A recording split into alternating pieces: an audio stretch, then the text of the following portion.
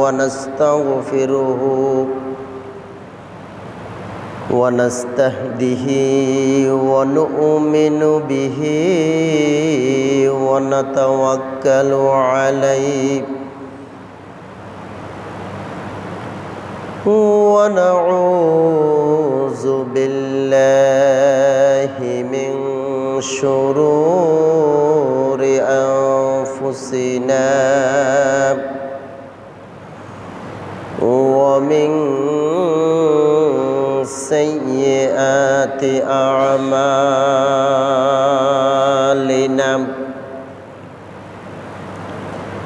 من يهده الله فلا مضل له ومن يضلله فلا هادي له ونشهد أن لا إله إلا الله وحده لا شريك له الذي أرسله بالحق بشيرا ونذيرا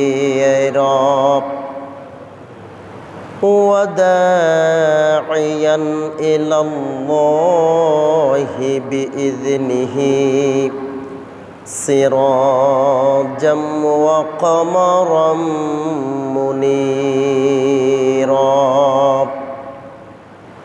أما بعد فقد قال الله تعالى في كلامه المجيد والفرقانه الحميد أعوذ بالله من الشيطان الرجيم بسم الله الرحمن الرحيم الذي جمع مالا وعدده وقال النبي صلى الله عليه وسلم قرأ هذه الآية اتقوا الله حق تقاته ولا تموتن إلا وأنتم مسلمون إن الله وملائكته يصلون على النبي يا أيها الذين آمنوا صلوا عليه وسلموا تسليما اللهم صل على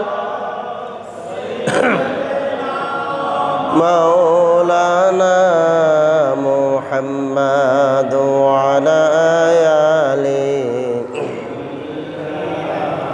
مولانا বাড়ি বাড়ি কররে মন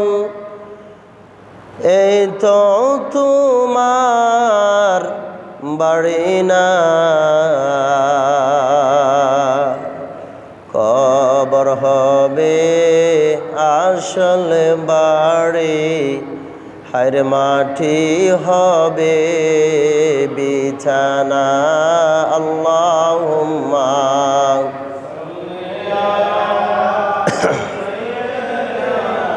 মাওলানা মুহাম্মাদ আলা আলি সাইয়্যিদ মাওলানা بلغ العلا بكماله كشف الدجى بجماله حسنت جميع خصاله صلوا প্যারা হাজিরিন, আসুন আমরা সকলেই মহান মুনিবের দরবারে শুকরিয়া আদায় করি যে আল্লাহ পাক রাব্বুল আলামিন আমাদেরকে সলাতুল জুমা আদায় করার জন্য যথাসময়ে আল্লাহর নৈকট্য লাভ করার জন্য তার ঘরে আসার বসার যিনি সুযোগ করে দিয়েছেন, এর জন্য শুকরিয়া আদায় করে আমরা একবার বলি আলহামদুলিল্লাহ।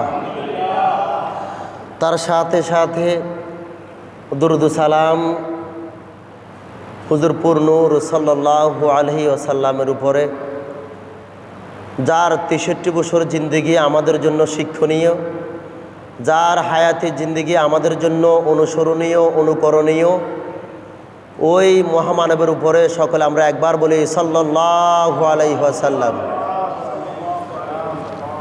হাজিরিন, মৃত্যুর পরে আল্লাহ পাক রাব্বুল আলামিন আমাদের জন্য কিছু পুরস্কার রেখেছেন। যারা জান্নাতে যাবে তাদের পুরস্কার একরকম, যারা জাহান্নামে যাবে তাদের পুরস্কার হচ্ছে আরেক রকম। তো আজকে আমি জান্নাতের পুরস্কারের ব্যাপারে কিছু বলবো না, জাহান্নামের পুরস্কারের ব্যাপারে কিছু বলবো। জাহান্নামের পুরস্কারটা দুইটা দিনই হতে পারে, খারাপ কিছু আপনাকে উপহার দেওয়া অথবা ভালো কিছু উপহার দেওয়া। তো যেহেতু জাহান্নামের পুরস্কার শব্দ আমি ব্যবহার করেছি, তার মানে বুঝতে হবে জাহান্নামের পুরস্কার ভালো কিছু নয়। পুরস্কার দ্বারা বুঝলাম আমাদের ভুলের জন্য আমাদেরকে মাসুল দিতে হবে, হিসাব দিতে হবে, এটা চিরন্তন সত্য। আল্লাহ পাক বলেছেন ফামাইয়া আমাল মিসকালা যাররাতিন খায়রান ইয়ারা ওয়া মাইয়া আমাল মিসকালা যাররাতিন শাররান ইয়ারা। তো খায়রান ইয়ারা আমি সেটা বলবো না, আমি বলবো শাররান ইয়ারা, যেটা মন্দ কিংবা খারাপ। তাহলে মন্দের পুরস্কার কি?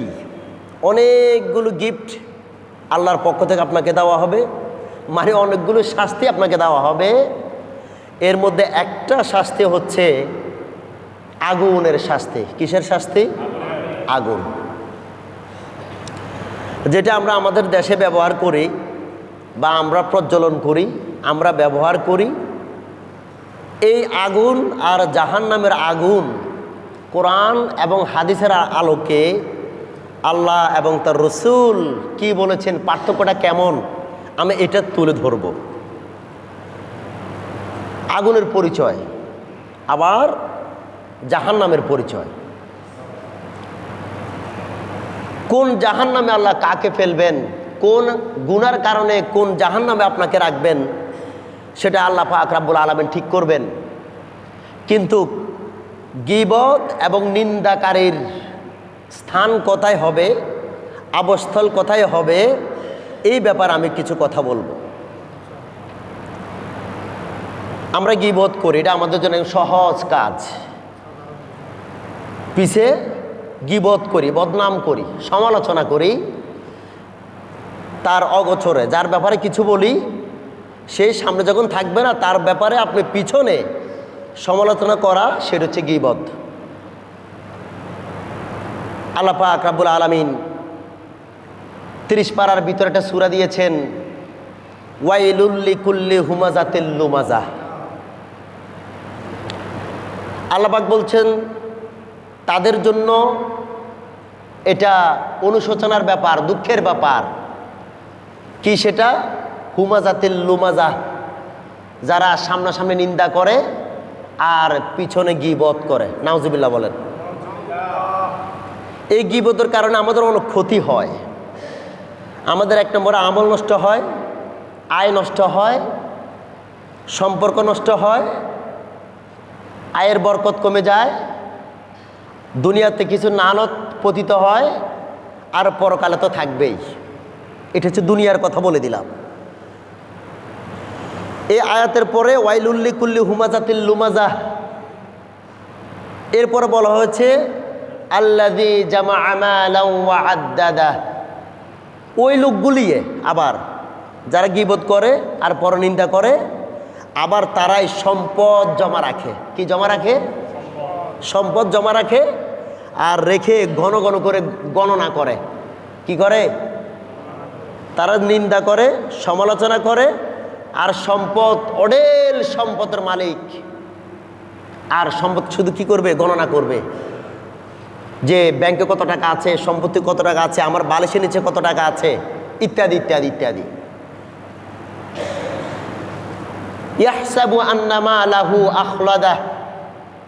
আল্লাহ পাক এই সূরার 3 নম্বর আয়াতের মধ্যে বলতেছেন, এই মানুষগুলো ভাবে এই সম্পদ তাদেরকে চিরস্থায়ীভাবে পৃথিবীতে বসবাস করার জন্য বসবাস করার ব্যবস্থা করে দেবে। নাউজুবিল্লাহ বলেন।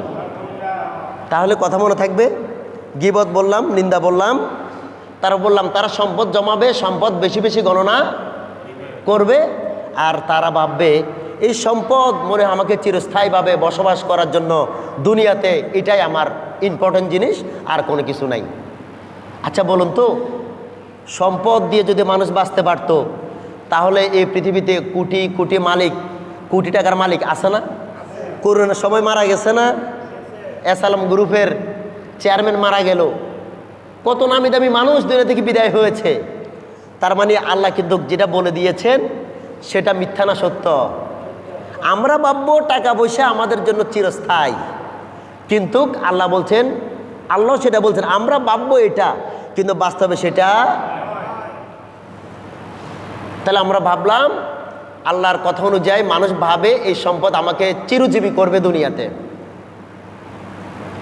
এবার আল্লাহ বললেন, ইয়াহসাবু আন্নামা লাহু আখলাদ কাল্লা লা ইউমবাযান্না ফিল হুতামা।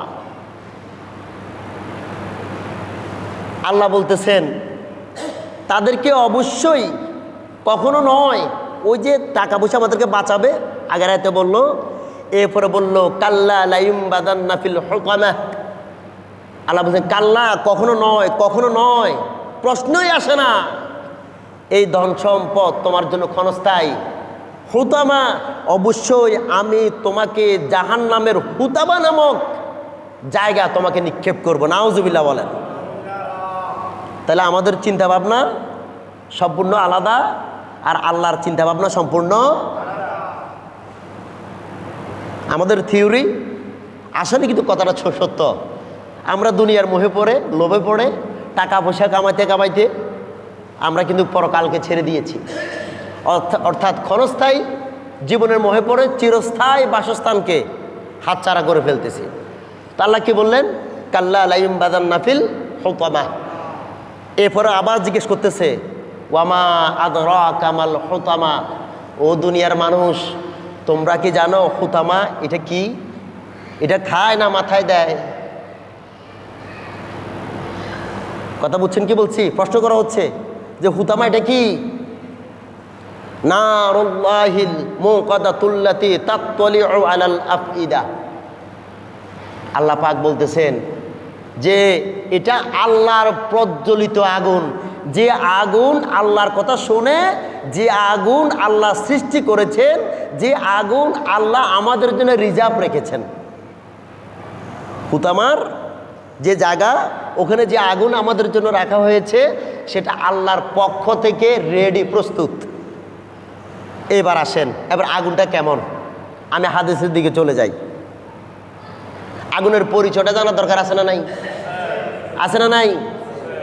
আমাদের যে আগুন আমাদের দেহের মধ্যে লাগে, যে জায়গায় লাগে ওই জায়গায় ব্যথা, কিন্তু জাহান্নামের আগুনের কন্ডিশন কিন্তু এটা না।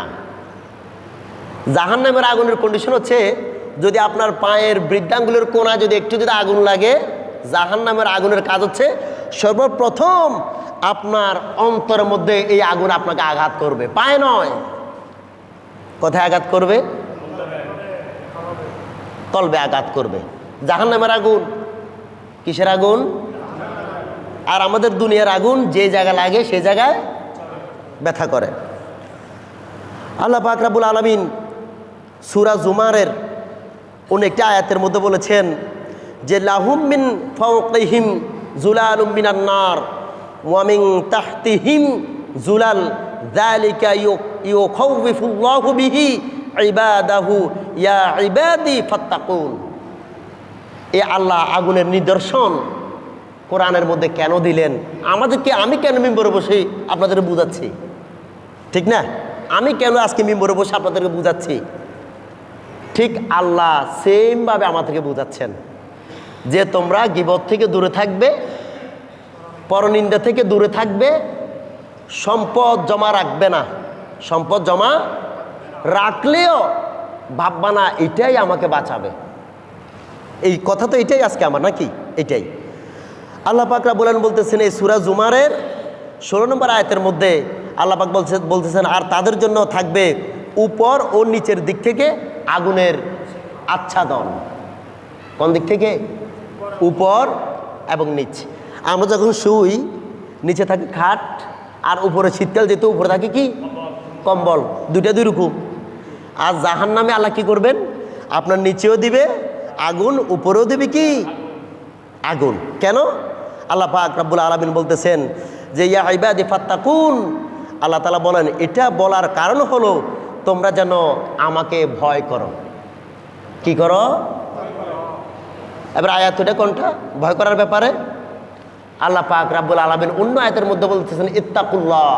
কি বলেছেন? বলেন না, জোরে বলেন, আবার বলেন। ইত্তাকুল্লাহ আমর সিগা। কিসের সিগা? আপনারা রাগ দেখান না ছেলের সাথে, এটা করাই লাগবে তোকে, তাহলে একটা আপনার আদেশটা একটু ভয়ঙ্কর হয়েছে না?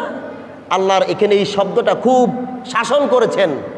আল্লাহ বলছেন ইত্তাকুল্লাহ, তোমরা ভয় করো, তোমরা ইত্তাকুল্লাহ আল্লাহকে ভয় করো, হাক্কা তুকাতিহি, ভয় করার মতো ভয় করো। কিসের মতো? আল্লাহ রসুল সাল্লাল্লাহু আলাইহি সাল্লাম সাহাবাদেরকে, সাহাবার প্রশ্ন, ইয়া রাসূলুল্লাহ যে আল্লাহকে কিভাবে ভয় করা যায়? তখন হাদিসের মধ্যে আসছে যে আল্লাহ নবী সাল্লাল্লাহু আলাইহি সাল্লাম আয়াতটা তেলাওয়াত করছেন সাহাবীদের মধ্যে, ইত্তাকুল্লাহ হাক্কা তুকাতিহি, তোমরা আল্লাহকে ভয় করার মতো ভয় করো। আবার আরেকটা কথা বলে দিয়েছেন, ওয়ালা তামুতুন্না ইল্লা ওয়া আনতুম, কথা বুঝছেন? ওয়ালা তামুতুন্না, ওয়ালা তামুতুন্না, তোমরা মরিও না। তোমরা কি করিও না? কথা বলেন আমার সাথে, জোরে কথা বলেন। কি? তোমরা মরিও। আমরা ছেলে মেয়েকে না করি টিভি দোকানে যাবা না, খেলতে যাবা না, আড্ডা দিবে না, বলি না? বলি কি না? কিন্তু আল্লাহ সেম টু সেম আমাদেরকে বলেছেন ওয়ালা তামুতুন্না, তোমরা মরিও না, মরিও না, ইল্লা ব্যতীত ওয়া আনতুম মুসলিমুন, তোমরা মুসলমান না হইয়া, তোমরা মুসলমান না হইয়া, তোমরা মুসলমান না হইয়া খবরদার কবরে আসিও না, কবরে আসিও না, কারণ কবরটা তো ভালো জায়গা নয়। আল্লাহ বহুত কাজ করার জন্য তো নিষেধ করেছেন, কিন্তু জানেন আল্লাহ এই কথাটা বলেছেন তোমরা মুসলমান না হইয়া মরিও না, তোমরা ইমানদার না হইয়া মরিও না, তোমরা মুমিন না হইয়া মরিও না, তোমরা গুনাহগার হইয়া মরিও না। মুসলমান মানি মুসলমান হইয়া মরিও, কিন্তু গুনাহগার হইয়া মরিও। আল্লাহ এটা কেন বললেন? আমাদের ভালোর জন্যই তো, নাকি? আপনার ছেলে সন্তানকে আপনি শাসন করবেন, ওখানে যাইও না, ওখানে গেলে সমস্যা। যে ছেলে সিগারেট খায়, আড্ডা দেয়, নেশা করে, গাঁজা খায়, চুরি করে, আপনি বললেন বাবা তার সাথে তুই যদি চলাফেরা করস তাহলে তোর নামেও মানুষের সমালোচনা করবে। আল্লাহ তো আমাদেরকে বুঝাচ্ছেন তোরা মুসলমান হইয়া মরিও, গুনাহগার হইয়া, পাপী হইয়া মরিও।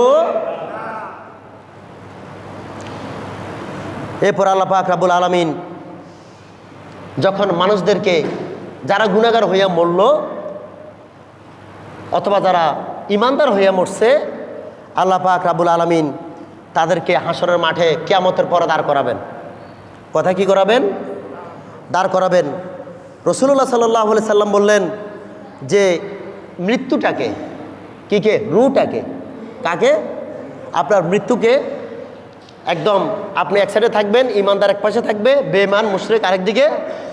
আল্লাহ আপনার মৃত্যুটাকে একদম সোজাসুজিভাবে ধরবেন, রাখবেন। আল্লাহ আপনাকে জিজ্ঞেস করবেন যে এটা তুমি চেনো কি না? আপনি ইমানদার যারা তারা বলবে হ্যাঁ চিনি, এটা তো রূহ, আমাদের মৃত্যু, এটা আমাদের কি? এটা থাকবে সাদা মেষ আকারে, সাদা মেষ আকারে আল্লাহ তুলে ধরবেন। আপনাকে জিজ্ঞেস করবে এটা কি চিনো? তখন আপনি বলবেন এটা তো আমাদের রূহ, এটা আমাদের নেকির রূহ, অর্থাৎ মৃত্যু যেটা হয়েছে এটা আমার ইমানের ভিত্তিতে হয়েছে। তখন আল্লাহ পাক রাব্বুল আলামিন আপনাকে বলবে তুমি জান্নাতে যাও। সুবহানাল্লাহ বলেন। আর যারা এই রূহকে দেখবে, মৃত্যুকে দেখবে, তারা এটা তাকানোর পর যখন বলবে হ্যাঁ এটা রূহ, তখন আল্লাহ যে ব্যক্তি বদগার, পাপী, পাপিষ্ঠ, তাকে বলবেন তুমি জাহান্নামের দিকে যাও, যেখান থেকে খালিদিনা ফিহা আবাদা, যেখান থেকে বের হওয়ার কোনো সুযোগ, কোনো অপশন আর কোনোদিন হবে না আমাদের। রাসূলুল্লাহ সাল্লাল্লাহু আলাইহি সাল্লাম এর প্রিয় একজন সাহাবী এই হাদিসখানা শুনে কাঁদতে শুরু করলেন। ইয়া রাসূলুল্লাহ, কবর জগতে থাকবা হাজার হাজার বছর, কিয়ামতের মাঠে তোলা হবে, সূর্য এক বৃহৎ মাথার উপরে চলে আসবে, এরপর আবার আমাদের রূহকে সামনে আনা হবে, আমরা না চিনলে জাহান্নামে যাব। জাহান্নামের কোন জায়গায়? যার যার আমল অনুযায়ী, যার যার পাপ অনুযায়ী, ঠিক না? তো অনুযায়ী তারা কি বুঝেছে? এই যে হুতামার যে জায়গার কথা বললাম, জাহান্নামের একটা নাম হচ্ছে হুতামা নামক স্থান, যেখানে গীবত, পরনিন্দাকারীরা চিরস্থায়ীভাবে সেখানে অবস্থান করবে। এবার আগুনের পরিমাণটা কেমন? আমরা এই যে নর্মাল বসবাস করতেছি, মনে হয় 37 ডিগ্রি সেলসিয়াস। আর যারা দেশের বাইরে থাকেন, সৌদি আরব, তারপর ওমানে, মরুভূমিতে যারা করেন, চাকরি করেন, ওই দেশের তাপমাত্রা আমাদের দেশের তাপমাত্রা কি এক? কথা বলে না, এক না। আমাদের ওই দেশের যে তাপমাত্রা, ওই যদি আমাদের দেশে দেওয়া হয়, মনে হয় আমাদের বাঁচা সম্ভব না। আমরা নর্মালি 37 ডিগ্রি সেলসিয়াসে আমরা কি করি? বসবাস করছি, নর্মালি ভালোই আছে আলহামদুলিল্লাহ। এখন শীতকাল একটা নির্দিষ্ট তাপমাত্রায় চলে, ঠান্ডাও না গরমও না। কিন্তু এই যে আপনাদের এখানে তো ফ্যাক্টরি আছে, ডিম ফুটায়, মুরগির বাচ্চা ফুটায় না? মিশরে তো ফুটায়। এটা ঠান্ডার মধ্যে হয় না গরমের মধ্যে হয়? তাপে কিসে? নির্দিষ্ট তাপে হয়। এখন আমি খুতবার শুরুতে একটা কথা বলছিলাম যে আগুন আমরা দুনিয়াতে ব্যবহার করি, তার সাথে জাহান্নামের আগুনের পার্থক্য কতটুক জানা দরকার আছে না? টোটাল কত হচ্ছে, জাহান্নামের আগুনের থেকে আমাদের পৃথিবীর আগুনের পার্থক্য হচ্ছে 69, অর্থাৎ মোট 70 ভাগ আগুন। কত ভাগ?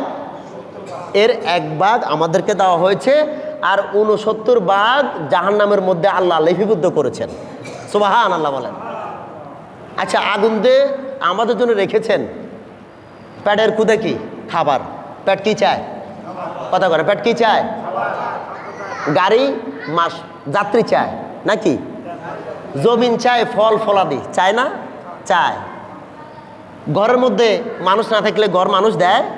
তাহলে প্রত্যেকটা জিনিসের চাহিদা আছে না নাই? তো জাহান্নামের চাহিদা কি? জাহান্নামের চাহিদা কি? জাহান্নামের খাবার কারা? মাছ, পশু পাখি কারা? আমাদের মধ্যে যারা আছে, যারা নামাজ ছেড়েছি, যারা নিন্দা করেছি, গীবত করেছি, তারা হচ্ছে জাহান্নামের খাবার। তারা কি? আর একটা উদাহরণ দিয়ে দিই। ফাঙ্গাস মাসে আপনাদের দিয়ে খামার আছে না? ফাঙ্গাসের একটা টাইম মতো যারা খাবার দেয়, ফাঙ্গাসের কি দেয়? খাবার দেয়। তখন মাছগুলো দেখবেন একটা জায়গায় এসে জটলা বাই দেয়, কি মানে একদম পানি নাড়াছাড়া করে শেষ। আর মালিকে যদি পাতিলের মধ্যে যদি এটা 2টা বাড়ি দেয়, তাহলে তো মাছের কোনো কথাই নাই, নৌকার মধ্যে উঠে যায় লাফাই। এই যে খাবার দিবে, এখন জান্নাত এখন পর্যন্ত স্তব্ধ আছে, জাহান্নাম এখন পর্যন্ত শান্ত। এখন পর্যন্ত কি? যখন কিয়ামতের মাঠে আমরা উঠব, বিচার হবে, হাদিসের মধ্যে আসছে যে জাহান্নামের জিহ্বা 70 হাত লম্বা হয়ে যাবে। নাউজুবিল্লাহ বলেন। কত হাত? পেটে চায় খাবার, গাড়ি চায় যাত্রী, মসজিদ চায় মুসল্লি, বাড়ি চায় মানুষ, দোকানদার চায় তার কাস্টমার, চায় না? তো যে জাহান্নাম লক্ষ লক্ষ বছর কিছু খাইতে পারতেছে না, যখনই আল্লাহ বিচারের কাঠগড়া আমাদেরকে দাঁড় করাবেন, তখন জাহান্নামের জবান খুলে যাবে, আল্লাহ হাজার হাজার বছর অপেক্ষা করেছি আর পারি না, তাড়াতাড়ি আমার পেটের ভিতরে দুনিয়ার পাপিষ্ঠ মানুষগুলোকে দিয়ে দাও, আমি খেয়ে ভক্ষণ করে আমি আমার পেটের ক্ষুধা নিবারণ করি। মনে হয় এই কথাগুলি আপনাদের? তাহলে কিন্তু দেখেন, এই জাহান্নামের খাবার আমরা, খাদ্য আমরা। জাহান্নামের খাদ্য কারা? আমরা। এর জন্য সাবধান। কিসের কারণে আপনি আজকে যুবক ভাইরা 6 মাস 1 বছর ফজর পড়েন না? এমনও মানুষ আছে এখানে ফজর পড়ে নাই, এমনও মানুষ আছে এখানে ফজর পড়ে নাই। 6 মাস 8 মাস 10 মাস হয়ে গেছে, ফজর পড়ে নাই। এমন মানুষ এখানে আছে মাগরিব পড়ে নাই, এমন মানুষ আছে এশা পড়ে নাই, এমন মানুষ আছে জোহর পড়তে পারে। গত সপ্তাহে বলেছিলাম, নামাজ যদি কেউ ছেড়ে দেয় সে কি করলো? পরকালকে অস্বীকার করলো। মনে আছে আপনাদের? যে জুমা ছেড়ে দিল সে পরকালকে কি করলো? আর যে পরকালকে অস্বীকার করে তার কি আর কিছু থাকে? তার কিছু থাকে? এই জন্য সাবধান। 72 বছর 80 বছর নিয়ে আসছি আমরা, এটা নষ্ট করতে পারবো? কারণ ওই যে দুনিয়ার একদিন, এটা হবে হাসরের মাঠের 50,000 বছরের দুনিয়ার একদিন, আর ওইটা হবে কতদিন? 50,000 50 আলফা সানা মিম্মা তাউদ্দুন। দুনিয়ার একদিন এটা হয়ে যাবে কাল কিয়ামতের ময়দানে 50,000 বছরের সমান। তাহলে আমাদেরকে চিন্তা করতে হবে, করা লাগবে না? লাগবে। আল্লাহ পাক রব্বুল আলামিন মৃত্যুবরণ করবে না। মানুষ যখন বিচারে কাঠগড়া দাঁড় করানো হবে, রায় দিয়ে দিবে, রায় হবে তুমি জাহান্নামী। এখন জাহান্নামে গেলে তো কিছু মানুষ আছে না, আমরা বলি এই লোকটা কষ্ট পাইতেছে, তার চাইতে ভালো আল্লাহ দুনিয়া থেকে নিয়ে গেলেও ভালো। এরকম হয় না? যারা বিছনা প্রস্রাব পায়খানা করে বা দেহের একটা অংশ পচে গেছে, আপনি জানেন পৃথিবীতে কোনো প্রাণী যদি মারা যায় সবচাইতে দুর্গন্ধযুক্ত হচ্ছে মানুষের দেহ, মানুষের। আর সবচাইতে বেশি মিষ্টি হচ্ছে মানুষের দেহের গোস্ত। তাহলে যেমন মিষ্টি তার চাইতে বেশি কি? এখন আমরা বলি আল্লাহ তারা এত কষ্ট কি দেওয়ার দরকার, হয়তো তাকে ইমান আমানে আল্লাহ নিয়ে যাক, এইভাবে কষ্ট তো সম্ভব না। বলি না আমরা কথার কথা? এটা বলি। তো আপনার রায় যখন জাহান্নামের দিকে হবে, জাহান্নামের মানে আপনি ঢুকছেন মানে আপনার শুধু মারতেছে মারতেছে মারতেছে, উপরে আগুন নিচেও আপনাকে প্রেশার ক্রিয়েট করছে। এখন আপনি তো মরবেন না, আপনি কি? আপনি মরবেন না। ওই যে সিংকাম খায় না, দেখবেন অনেক ছাত্ররা সিংকাম খায়, এটারে চাবাইতে চাবাইতে চাবাইতে চাবাইতে শেষ। আপনি ভাবেন না আপনি একজন সিংকাম, জাহান্নামের সিংকাম আপনি। এখন আমরা দুনিয়াতে যেমন সিংকাম ছোটো বড় মোটামুটি ছোটোবেলা সবাই সিংকাম খাইছেন না? ওই সিংকাম তো আমরা খাই একটু পরে ফেলে দিই যখন আর মজা লাগে না। কিন্তু আল্লাহ পাক রব্বুল আলামিন আপনার জন্য আমার জন্য যে জাহান্নামের জায়গা রেখেছেন সেটা কোনোদিন শেষ হবে। আল্লাহ পাক রব্বুল আলামিন এই সূরা জুমারের 17 নম্বর আয়াতের মধ্যে বলছেন যে ইয়াতাজাররাউহু ওয়ালা ইয়াকাদু ইউসিগুহু ওয়া ইয়াতিহিল মাউত মিন কুল্লি মাকানি ওয়া মা হুয়া বিমাইয়িতিন ওয়া মিন রাওয়াইহি আযাবুন গালিদ। অর্থাৎ আল্লাহ পাক বলতেছেন যে তাকে আঘাত করা হবে। কি করা হবে? আঘাত করার সাথে সাথে আপনি একদম প্লাস্টিক হয়ে যাবেন। কি হয়ে যাবেন? প্লাস্টিক, একদম লেভেল হয়ে যাবেন। আবার যখন আপনাকে ছেড়ে দিবে একটুখানি, আবার আপনি আস্ত মানুষ হয়ে যাবেন। কি হয়ে যাবেন? আস্ত মানুষ হয়ে যাবেন। অর্থাৎ আপনার রুহও যাবে না, আবার আপনি পরিপূর্ণ অসুস্থ হবেন, আপনার দেহ হবে, আবার আঘাত করবে, আবার আপনার মানে শাস্তি পাবেন, আবার শরীর হবে, আবার আঘাত করবে, আবার শাস্তি পাবেন। এইভাবে আপনার চলতে থাকবে। এবার আপনারা আমাকে বলুন তো, এই আযাব কি আসলে আমরা সহ্য করতে পারবো? সবাই জোরে বলেন, পারবো? এটা আমাদের পক্ষে সম্ভব? যদি আমাদের পক্ষে বোঝা সম্ভব না হয়, সহ্য করা যদি সম্ভব না হয়, তো আমরা নিজেদেরকে শুধরানো দরকার আছে না নাই? জোরে বলেন, আছে না নাই? যারা বলতেছেন না তারা মনে হয় মরবেন না, কবরে যাবেন না। দুনিয়াতে মনে হয় আপনাদের জন্য কাপড়ের কাপড় নাই। কাফনের কাফন সবার জন্য রেডি আছে কিনা? জোরে বলেন আছে কিনা? কাফনের কাফন সে নির্দিষ্ট জায়গা। যখন আপনি পৃথিবীতে এসেছেন আপনার জন্য মৃত্যুর জায়গাটাও রেডি, আবার যেখানে দাফন করা হবে সেটাও। আপনি যতই লুকান কোনো লাভ নাই, যতই বলেন কোনো লাভ নাই। আছে আছে। চট্টগ্রামে গতকালকে একটা ছেলে মারা গেছে, একদম ইয়াং, বাড়ি হচ্ছে বাঁশখালী, সেলুনে ঢুকছে, একদম ইয়াং, একদম ইয়াং। আমি অবাক হয়ে গেলাম। সেলুনে ঢুকছে, চুল কাটতেছে, চেয়ারে বসা, সে সেলুনে চেয়ারে বসা, এমনি আছে, এমনির মধ্যে শেষ। এরকম এরকম মানে এটাই আনকমন। দেখছেন কিনা ফেসবুকে অনেকে জানি না, চেয়ারের মধ্যেই শেষ। বাড়ি বাঁশখালী, বাপের নাম সহ গ্রাম সহ দিয়ে দিচ্ছে। এই জন্য বাবারে আসার সময় আছে, যাওয়ার কোনো সময়, যাওয়ার কোনো সময়। দাড়ি পাকনাওয়ালা অনেক মানুষ এখনো জীবিত আছে, আবার আপনাদের গ্রামেরই অল্প বয়সে চলে গেছে না, গেছে না? ইয়াং বয়সে গেল, বা যুবক বয়সে গেছে, বা ছেলে মেয়ে 2-3 জন আছে মারা গেছে। যাওয়ার কোনো টিকিট আমাদের। এই জন্য যেটার নির্দিষ্ট কোনো টিকিট নাই ওটার প্রিপারেশন থাকতে হবে না? কথা বলেন, থাকতে হবে না?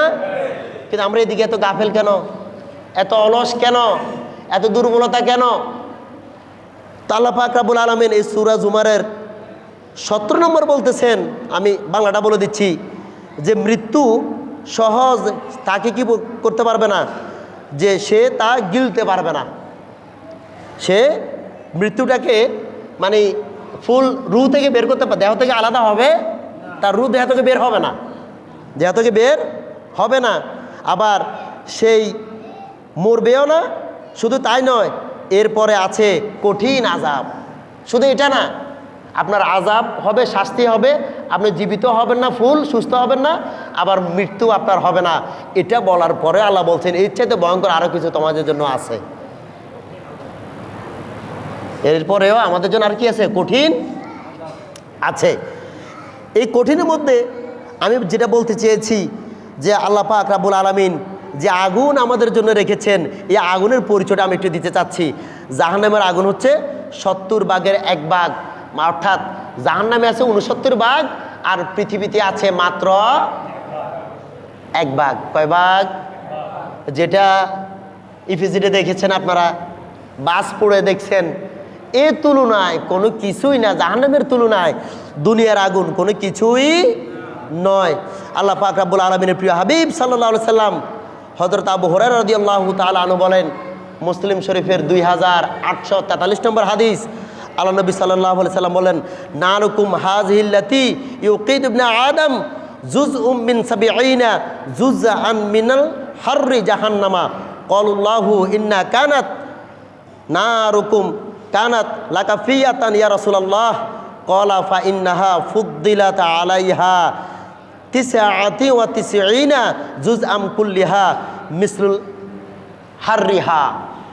দেখেন সুন্দরভাবে বুঝে দিচ্ছেন যে কিয়ামত পর্যন্ত যে আগুন আমরা জ্বালাবো, যে আগুন আমরা বিয়ে পার্টিতে, খাওয়া দাওয়ায়, কিংবা আপনাদের ফ্যাক্টরির ভিতরে, সব যখন কিয়ামত পর্যন্ত যত আগুন জ্বালানো হবে, এটা হচ্ছে জাহান্নামের আগুনের 70 ভাগের, জোরে বলেন কয় ভাগ? জোরে বলেন কয় ভাগ? এবার বলুন তো ভাই, ঢাকা যখন একটা প্লাস্টিক চার্জারে হসপিটাল করছে না সরকারে, 90 ভাগ যদি আমাদের দেহের জ্বলে যায়, 90% কি যদি ওই মানুষ ডাক্তারে আশা ছেড়ে দেয়, সে আর বাঁচবে না। তো আমাদের দেশে কি পেট্রোলের আঘাত হয় কিছু, অথবা আগুনে জ্বলছে যায়, উপরের চামড়াটা জ্বলছে যায়, এটাতে মানুষ কি বাঁচে? বাঁচে না। কিন্তু আল্লাহ পাক রব্বুল আলামিন বলেছেন যে জাহান্নামের আগুনের একটা ফোঁটা যদি তোমার দেহের কোনো একটা জায়গায় লাগে, সেটা সরাসরি ওই জায়গা না, সেটা হৃৎপিণ্ডের মধ্যে আঘাত করবে। কোথায় আঘাত করবে? কোথায় আঘাত করবে? হৃৎপিণ্ডে যখন আঘাত করবে, আপনার অর্থাৎ নারী বুড়ি পেটে যা আছে সব পাতলা পায়খানার মতো আপনার পায়খানার রাস্তা দিয়ে বের হতে থাকবে। কি হতে থাকবে? কিচ্ছু থাকবে না আপনার। সেটা হাসরের মাঠেও সূর্যগ্রহণ 1 বিহাত মাথার উপরে এসে দাঁড়াবে, সূর্য আপনার তাপে একদম মাথার মগজ থেকে শুরু করে এদিক দিয়ে ঢুকে একদম পেটের নাড়ি বুড়ি সব পায়খানা রাস্তা দিয়ে শেষ।